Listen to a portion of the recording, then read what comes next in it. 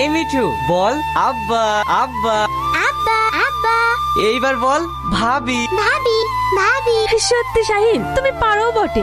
তুমি একটা অসাধ্যকে সাধন করেছো। বোনের একটা পাখি তাকে ভালোবাসা দিয়ে এভাবে কথা শিখিয়ে দিলে। হ্যাঁ ভাবি, কিন্তু তোমাকেই পারলাম না। কি বললি জানোয়ার? আরেকবার বল। লাগছে, ছাড় তো ভাবি। যেমন গরু তেমন তার সাক্ষী। কাজ কাম তো কিছু নেই, সারাদিন পাখি নিয়ে পড়ে থাক। ওই পাখি তোকে খেতে দেবে? ওগো, তুমি ওকে ভাবে বকছো কেন বলো তো? চুপ, সব নষ্ট করে হচ্ছে তুমি। আদর দিয়ে দিয়ে ছেলেটাকে বাদর তৈরি করেছো। এই শোন, এই বাড়িতে তুই থাকবি, নাহলে তোর পাখি থাকবে। ওগো শুনছো? সর্বনাশ হয়ে গেছে। কেন, কি হয়েছে? এই দেখো, পাখিও নাই আর তোমার ভাই শাহিনও নাই। তুমি কি বলছো? শাইন নাই মানে? তোমার জন্য, শুধু তোমার জন্য ছেলেটা বাড়ি থেকে চলে গেল। এইবার তোমার সব মিটেছে তো? বিশ্বাস করো রামেশা, আমি ওকে মন থেকে বকিনি। আমি ওকে যেটুকু বলেছি ওর ভালোর জন্য বলেছি। আমি বুঝতে পারিনি ও আমার উপরে এইভাবে অভিমান করে চলে যাবে। ওগো, তুমি এভাবে ভেঙে পড়ো না। শাহিনও তোমাকে ছাড়া থাকতে পারবে না। এই মিঠু, তোর খুব কষ্ট হচ্ছে না? খুব খিদে পেয়েছে? খিদে খিদে। চুপ কর, এখন তোর জন্য খাবার কোথায় পাবো বলতো? এই সালমা, দেখতে পাচ্ছিস ওই ছেলেটা কত সুন্দর পাখিটার সাথে কথা বলছে? তাই তো রে, চ গিয়ে দেখি। খিদে খিদে। তোর খুব খিদে পেয়েছে তাই না? এই নে খা। আপনার বাড়ি কোথায়? আমার কোনো বাড়ি ঘর নেই। সকাল থেকে আপনি কিছু খেয়েছেন? হ্যাঁ। কি খেয়েছেন? কেন, জল? আপনি সকাল থেকে জল খেয়ে আছেন? তাছাড়া খাবার কোথায় পাবো? আপনি আমাদের বাড়িতে চলুন, ওখানেই খাওয়া দাওয়া করবে। তুমি আমার সঙ্গে চলো। আব্বা, মা।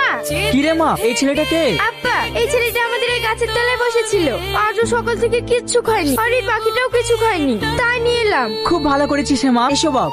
আচ্ছা বাবা, তোমার বাড়ি কোথায়? আমার ভাই আমার এই পাখিটার জন্য আমাকে বাড়ি থেকে বের করে দিয়েছে। থাকার বলতে হবে না, আমি সব বুঝতে পেরেছি। তুমি আমার কাছেই থাকবে। তোমার নাম কি? মিঠু। বাহ, দারুণ কথা বলতে পারো তো। আচ্ছা মিঠু, তোমার গুরুদেব কোথায় আছে বলো তো? ওই তো ওই তো। কি গো, আমার মিঠুর সঙ্গে কি কথা বলছো? তুমি তোমার সাথে কথা বলবে না, তাই তোমার পাখির সাথে কথা বলছিলাম। ভীতু কোথাকার।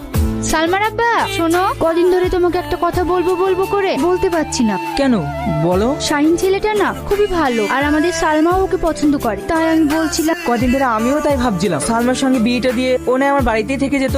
শাহিনকে আবার ঘাটে না কি দরকার? ওকে না হয় আমি বাড়ি গিয়ে গা ধুয়ে দিতাম। ওকে আমি এমন ভাবে সাঁতার শিখাবো ও যেন সব পরিস্থিতিতে সামাল দিতে পারে। তোমার না সবসময় উল্টো পাল্টা কথা।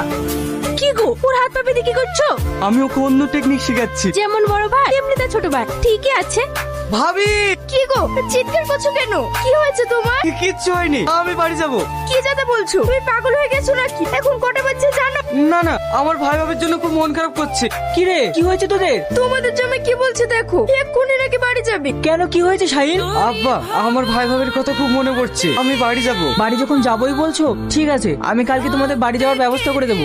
এখন ঘুমাও। ঠিক আছে আব্বা। এত রাতে পারবো তো? আমার কিন্তু খুব ভয় লাগছে। তোমার জন্য তো রাত হলো। ঠিক আছে, তুমি চুপ করো, আমি মাঝি ডাকছি। মাঝি ভাই। এই ভাই, অনেক গয়না আছে মেয়েটার গায়ে, আশেপাশে তো কেউ নাই, তাহলে সুযোগে সদ্ব্যবহারটা করে নেবো। তুই চুপ কর, খালি গয়নাটাই দেখলি, মালটা দেখলি না। ঠিক আছে, তাহলে তুই মালটা নিস আর আমি গয়নাগুলো নেবো। চুপ কর, আগে উঠু। ওঠেন বাবু, এই গয়নাগুলো খুলি দে। আপনার কি করছেন? চুপ, এই সুন্দরীকে আমার ডেরাই নিছ।